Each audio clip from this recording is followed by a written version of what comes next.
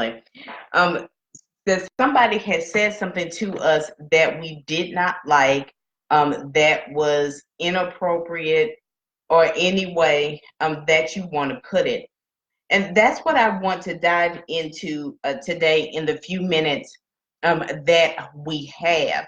First of all, it's important that you not only know what you're talking about, but you know how to talk to people. Again, it's going back to the old adage of it's not what you said, it's how you said it. We have to be careful to not have a demeaning and a condescending tone when we talk to people.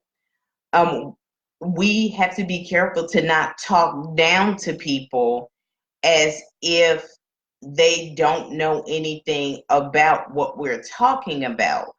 Because the moment that you do, I guarantee you, whoever you're talking to is going to school you on what you're coming to them about.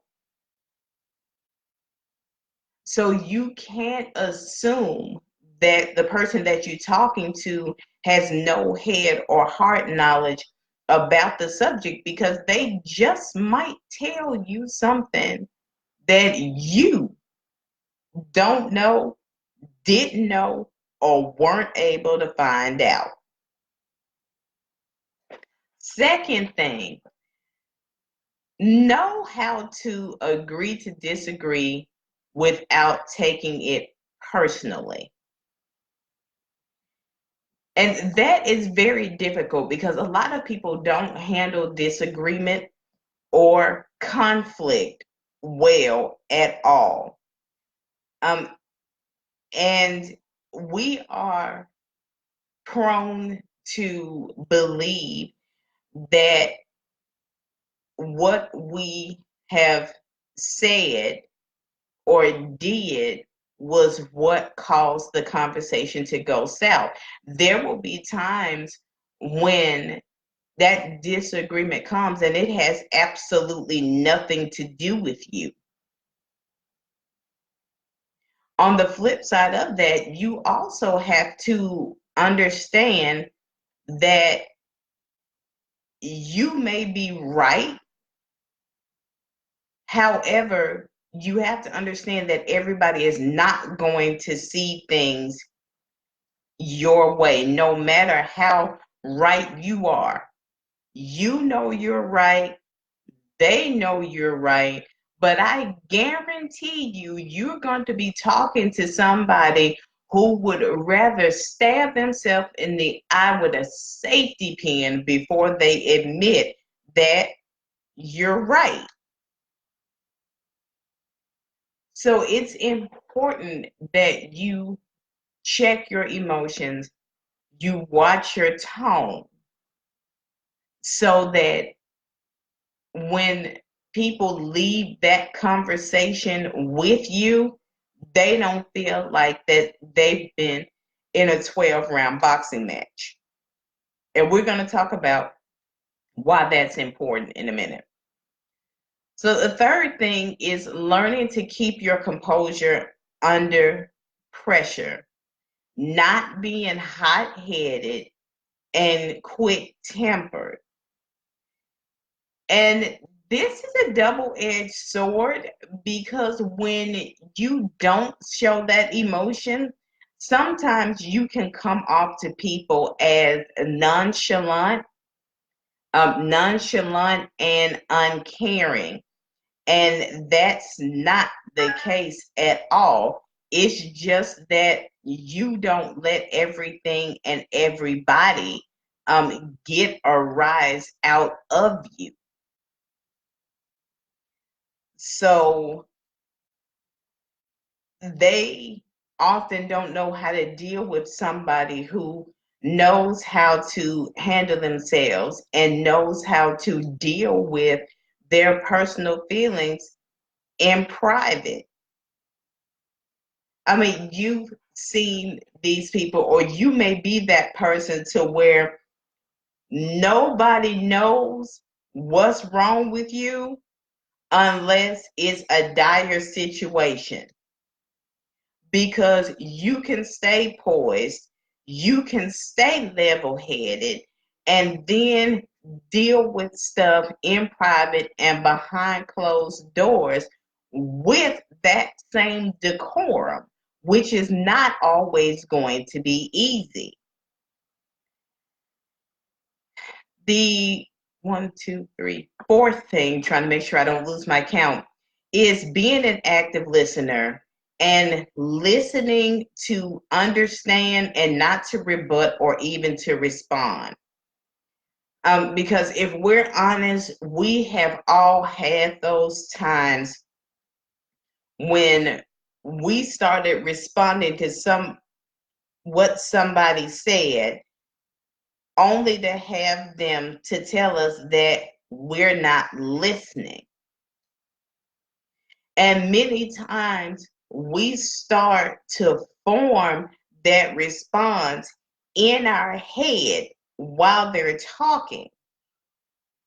And you have to fight that off and listen to and consider everything that's being said before you answer.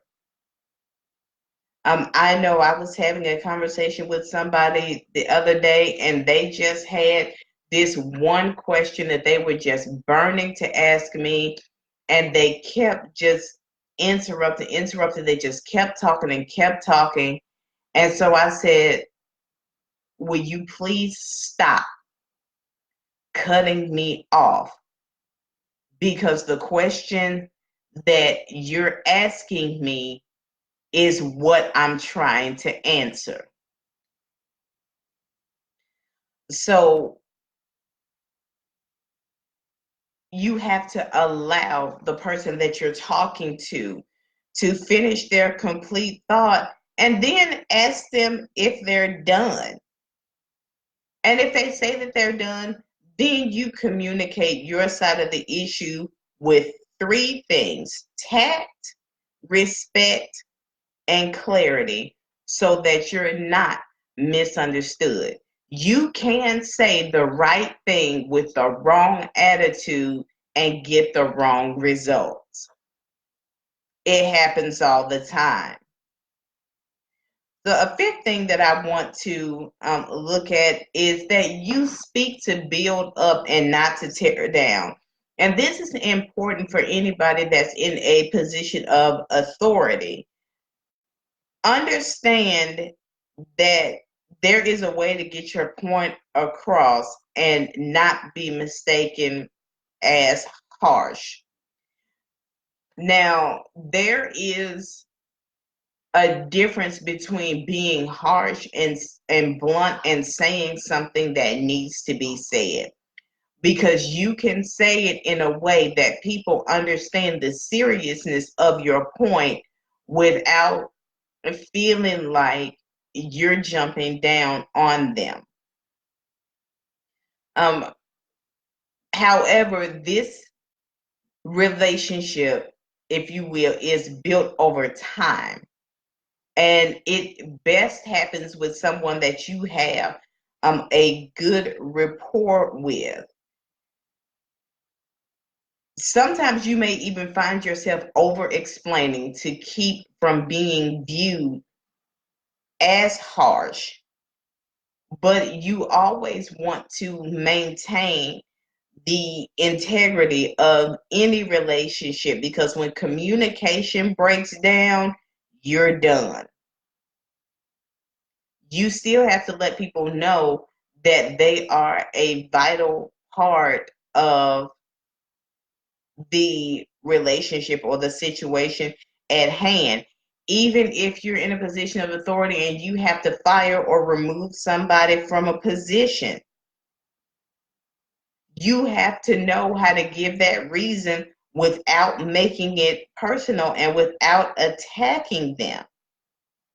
And then also, once it's over, don't start talking negatively about the person behind their back. You may have had an issue with that person. However, if somebody asks you about something, go ahead and flip the station on that conversation and highlight what you liked about that person or what they did well, and discuss the issues in a general sense and keep it professional. Everybody does not need to know what is going on, because some people only want the information so that they can run back and run their mouths about what happened. That's how rumors get started. That's how stuff gets out of kilter, miscommunicated. So you have to watch that. The next thing I want to get into is having a professional demeanor in the way you talk and in the way that you write. Know when to be serious and then know when to chill out. I mean, be laid back. You can mess things up when you address a person in the wrong way in the wrong environment. For example, if you are at a professional event and you see, the president of the United States, you're not going to walk up to them and call them by their first name. You're not going to, start talking about something personal with them in a professional setting. Even if you know them personally, in a professional environment, you address them professionally. And then, and I know this is going to strike a nerve with people, but keep the slang and the colloquialisms out of a professional conversation. It may annoy the fire out of whoever you're talking to, because they may not be used to somebody who speaks in proper English, but I would rather be known as someone who was able to articulate and be articulate. So it's all about maintaining a professional tone and being clear in what you're saying and making sure that it's understood. Because you know how, especially if you're a parent, that sometimes people are really not listening to you when you talk to them. And then you purposely say something that brings them back into the conversation. And then once you know that you have their attention back, what do? You're going to ask the same question 10 different ways to make sure that they understand what you mean. And then if you're anything like me, you're going to follow that up. In a professional setting, it may be an email. If it's, somebody you may follow it up with a text message. And no matter how annoyed people will be with you, you will repeat yourself to make sure that people understand. And you may even go so far as to record yourself in case of a misunderstanding, because people are very quick to tell you what you didn't say in at a given time. So recordings emails, text messages, whatever way you have to follow up and get your point across, use it. Next thing is, don't be easily drawn into drama and frivolous conversations. Know that, as the saying goes, you don't have to attend every argument you're invited to. You do not have to get involved in every conversation that comes your way. And you know when to back away and how to stay out of conversations and things that you shouldn't even be involved in. However, you also need to recognize when to intervene and stand up and say something, as well as keeping business matters business and personal matters personal, excuse me, and addressing them at the appropriate time. Because the time at which something is brought up may not be the time that it needs to be addressed, because emotions may be too high. There may be too many people around. You may need more information, or whatever the case may be.